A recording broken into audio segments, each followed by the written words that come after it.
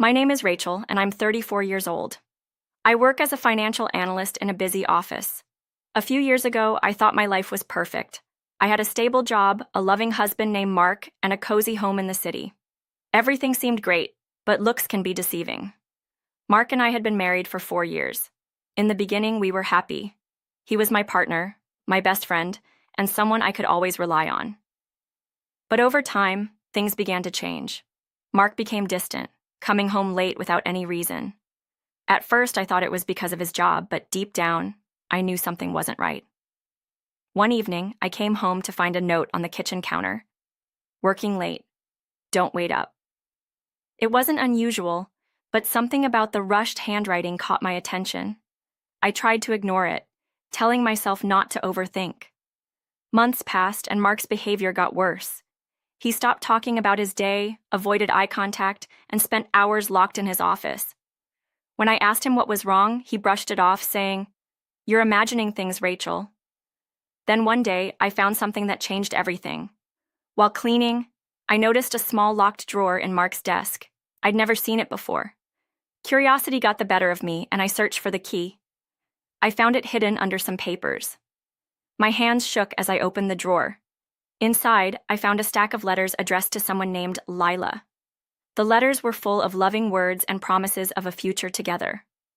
My heart sank. Mark was having an affair. The man I trusted had been lying to me. I felt angry, hurt, and betrayed. That night, I confronted Mark. He didn't deny it. He admitted everything. "Yes, Rachel," he said coldly. "I've been seeing Lila for over a year. I'm sorry, but I don't love you anymore." His words broke me. I told him to leave, and he did. In the weeks that followed, I tried to move on. I focused on work, but no matter how busy I stayed, the pain didn't go away. My perfect life had fallen apart.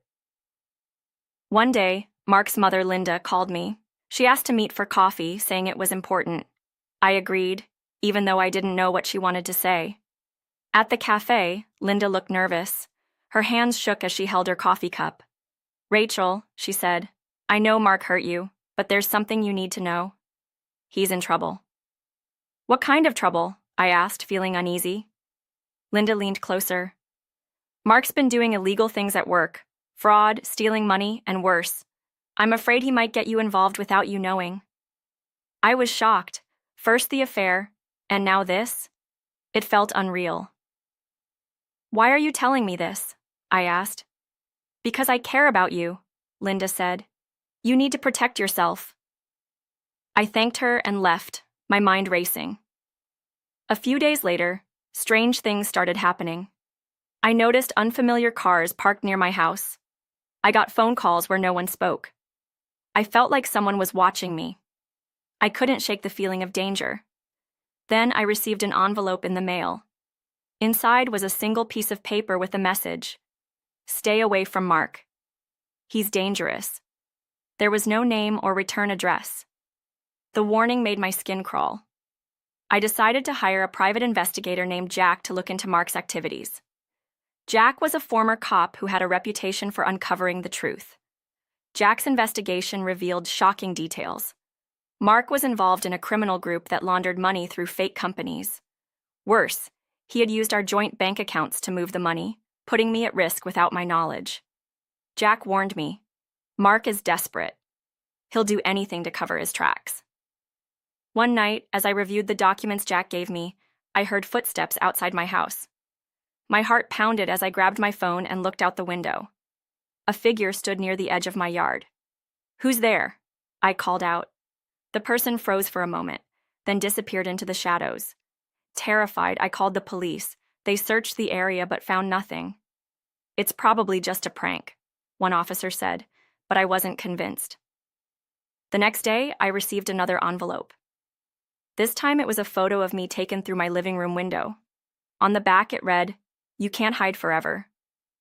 I decided to stay in a hotel while Jack increased security around my house. I also contacted a lawyer to start the process of divorcing Mark and protecting my assets. A few days later, Jack called with urgent news. "Rachel, Mark knows you're investigating him. He's angry and looking for you." Fear gripped me. What should I do? I asked. Stay hidden, Jack said. Don't go home, don't trust anyone, and keep your phone off unless necessary. I'll take care of the rest. For days, I lived in fear. Every sound made me jump. Every shadow felt like a threat. I was exhausted but determined to stay safe. One night, there was a knock on my hotel door. My heart raced as I approached cautiously. Who is it? I asked. Room service, a voice said. I hadn't ordered room service. Grabbing a chair for protection, I opened the door slightly. Mark was standing there, his face full of anger. We need to talk, he said, forcing his way inside. Get out, I demanded, backing away. But Mark didn't listen. Why are you doing this to me, Rachel? He asked. You're trying to ruin my life. You ruined your own life, I replied. You lied, cheated, and put me in danger. I won't let you drag me down. Before Mark could say more, there was a loud bang on the door. Police, open up! Mark's face turned pale. I had texted Jack earlier and he had called the police. They arrested Mark on the spot. As they led him away, he glared at me and said, This isn't over. Over the next few weeks, I worked with the police to build a case against Mark and his criminal group. It was a long, hard process, but in the end, Mark went to prison, and I was finally free. After Mark's arrest, I decided to take some time away from work. I needed to process everything that had happened. I rented a small cabin in the mountains, hoping the peaceful environment would help me heal. The first few days were quiet. I spent my time hiking, reading, and reflecting on my life. But even in the mountains, I couldn't shake the feeling of being watched. One evening, as I sat on the porch, I noticed a shadowy figure in the woods. My heart raced as I grabbed a flashlight and called out, Who's there? The figure disappeared into the trees. The next day, I found a note pinned to my cabin door. It read, You think it's over? It's just beginning. The words sent chills down my spine. I called Jack and told him what happened. Stay put, he said. I'll come up there. Jack arrived the following morning, bringing along a colleague for extra security. Together, they scoured the area but found no signs of anyone. It might just be someone trying to scare you, Jack said. Despite their reassurance, I couldn't relax. The thought of Mark's threats lingered in my mind. What if someone was working for him? What if they were trying to finish what he started?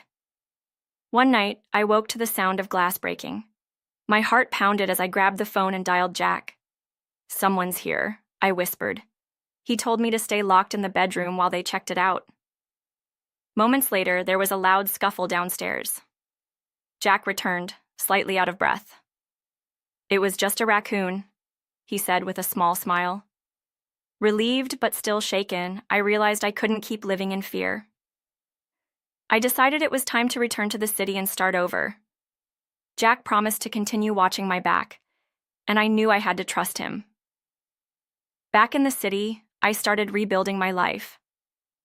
I moved to a new apartment, changed my job, and began seeing a therapist. Slowly, I started to feel like myself again. The nightmares became less frequent, and the shadows no longer haunted me. I even joined a local support group for people who had gone through similar experiences. Sharing my story helped me heal. One day, I received an unexpected letter in the mail. It was from Linda, Mark's mother. She apologized for everything and told me she had cut ties with Mark. He made his choices, and now he has to live with them, she wrote. Her words brought me a sense of closure. Looking back, I can't believe how close I came to losing everything. But I learned how strong I could be. Now, I'm rebuilding my life, cherishing my freedom, and making sure no one ever puts me in that position again. And for the first time in years, I feel hope for the future.